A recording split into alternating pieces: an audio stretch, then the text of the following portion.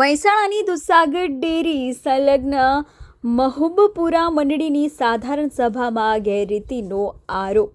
સાધારણ સભામાં નિયમોનું ઉલ્લંઘન કરી ગેરરીતિ આચરવામાં આવી હોવાનો સભાસદોનો આક્ષેપ. નિયમ મુજબ 14 દિવસ પહેલા એજન્ડા આપવાને બદલે માત્ર 1 દિવસ અગાઉ 17 જુલાઈના રોજ નોટિસ બોર્ડ પર જાહેરાત કરીને સભા પતાવી દેવાઈ.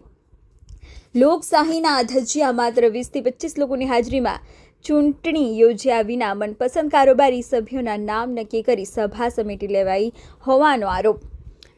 મહબૂબપુરા મંડળીના સભાસદો, ગ્રાહકો, રસૂલ ખાન બલોચ તથા અન્ય સભ્યો, મહેસાણાની દૂધસાગર ડેરીના મેનેજિંગ ડિરેક્ટર અને ચેરમેન, મહબૂબપુરા દૂધ ઉત્પાદક સહકારી મંડળીના સભ્યો દ્વારા લેખિત રજૂઆત કરવામાં આવી છે.